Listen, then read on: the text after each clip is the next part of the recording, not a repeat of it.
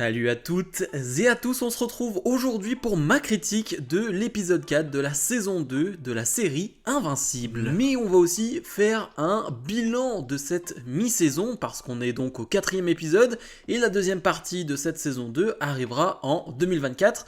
Ouais, ça fait beaucoup de mois à attendre et donc on va pouvoir parler de cette première partie et voir ce que ça a réellement donné. Mais parlons déjà de cet épisode 4 où on a vu la réunion entre Omni-Man et Invincible.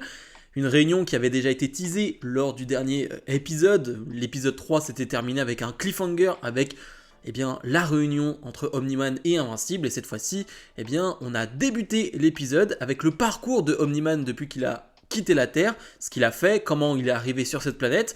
Et ça c'était plutôt intéressant. On a vu ce qu'il a vécu, on a vu une sorte de dépression de la part de Omni-Man qui a quitté la Terre, a décidé de ne pas conquérir cette planète pour les Viltrumites.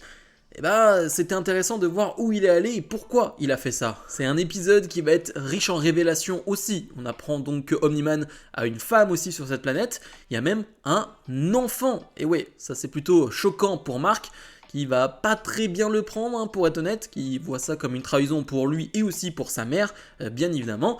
Et donc, Mark est présent sur cette planète d'insectes pour sauver, pour aider cet enfant, car les Viltrumites vont venir juste pour le tuer. Ils sont juste là pour tuer cet enfant. Et là, forcément, on rentre dans une partie de l'épisode que j'aime beaucoup. On rentre dans de la violence, dans du gore, dans des boyaux déchirés, des intestins qui sortent du corps, bref. Ce qu'on aime dans Invincible, on va donc voir Mark et Omni-Man se battre contre les Viltrumites, contre 3 Viltrumites tout simplement. Le premier va se faire détruire par Omni-Man qui va tout simplement lui couper le ventre, voilà, et là on va voir des beaux intestins, et ensuite on va voir les deux autres, et là ça va être plus tendu parce que Mark n'arrive pas vraiment à s'en sortir. Et à ce moment-là c'est hyper intéressant, parce qu'Omni-Man va parler à Mark et lui dire « T'es pas obligé de te retenir, là tu te bats contre des Viltrumites, tu n'es pas sur Terre, donne-toi à 1000%, ne retiens pas tes coups. » Et c'est à ce moment-là qu'on va voir un Mark donner toute sa puissance. Et d'ailleurs, la musique qui accompagne ce moment où il revient dans le combat, où il va dominer ce Viltrumite, il est vraiment très bon. Vraiment, en termes de musique et de tempo, de rythme, les séquences d'action sont vraiment très bonnes. Mais malheureusement, Omni-Man, qui pensait avoir tué le premier Viltrumite, ne l'a pas fait. Ce Viltrumite va casser en deux Omni-Man, mais clairement casser en deux. On va entendre le bruit de la colonne vertébrale de Omni-Man. Ça fait mal au dos, rien que de l'entendre, et ils vont prendre le dessus, les Viltrumites, sur Invincible et Omni-Man, et d'ailleurs, Omni-Man va se faire embarquer par les Viltrumites, et il le dit clairement, le dernier Viltrumite, le général Viltrumite, va arriver et lui dire Omni-Man va être tué, bon, il est là pour être exécuté, et toi par contre, Invincible, on va te donner une nouvelle mission. Tu vas prendre la mission de ton père, tu dois faire en sorte que les Viltrumites puissent coloniser la Terre. Bon, on imagine bien que Mark va pas réellement accepter cette mission.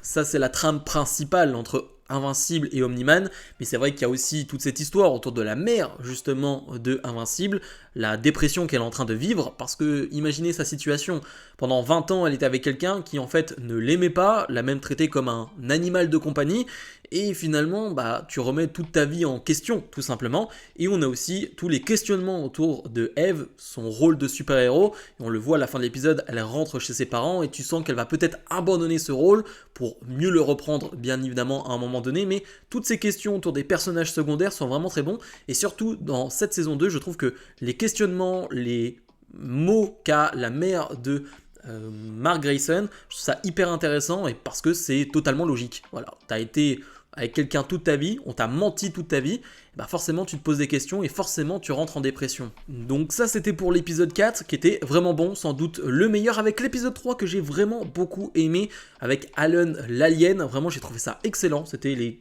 deux meilleurs épisodes, le 3 et le 4, réellement. Donc globalement, on a une première partie de saison qui est bonne. Voilà, je sais pas, j'ai du mal à comparer par rapport à la saison 1 ce que ça donne, mais je trouve qu'elle est bonne. On a eu un bon premier épisode. L'épisode 2 était peut-être un peu plus faible, mais je trouve qu'on a bien terminé et ça c'était vraiment très bien. Comme je le disais, va falloir attendre 2024 pour la suite. Ça fait un peu mal. T'es dans le rythme, tu suis les épisodes semaine après semaine, et là, la suite c'est en 2024. Ouais, c'est un peu chiant. Par contre, il est vrai que j'ai possiblement un point négatif, c'est l'histoire qu'on essaye de nous intégrer, de nous mettre en place autour du multivers. Ça avait commencé d'ailleurs comme ça lors du premier épisode, où on voit un Mark Grayson et un Omni-Man d'un autre univers qui domine la galaxie, etc., etc. Et ça c'était intéressant. Sauf qu'à un moment donné, on va se retrouver donc avec les clones, et d'ailleurs, même dans cet épisode, on va les revoir, les clones. Bah, ça va pas plus loin. C'est-à-dire qu'on te le tease de temps en temps, on te met 2-3 minutes par épisode, mais ça va pas vraiment plus loin que ce qu'on a vu lors du premier épisode. Et je trouve ça un peu dommage parce que tu sens que c'est l'histoire qui va être écrite et que ça va être important pour la suite, cet avenir du multivers. Mais bah pour le moment, honnêtement, je suis plus focus sur l'histoire entre Invincible et Omni-Man que sur le multivers, parce qu'on me l'a montré un tout petit peu, mais pas assez pour que je m'investisse énormément. Donc bref, globalement, une bonne première partie de saison. L'animation est bien plus belle qu'en première saison, ça c'est clair et net. Je trouve aussi qu'il y a un effort au niveau des musiques. Alors, j'ai pas vraiment de grands souvenirs de saison 1, mais les musiques, je trouve, elles sont vraiment géniales dans cette saison-là, et j'espère que ça va durer. Pour l'histoire aussi, je trouve ça intéressant, bien évidemment.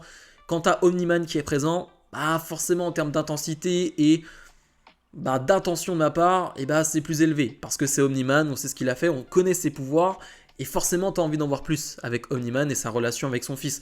Ça devient directement plus intéressant dès qu'il est là.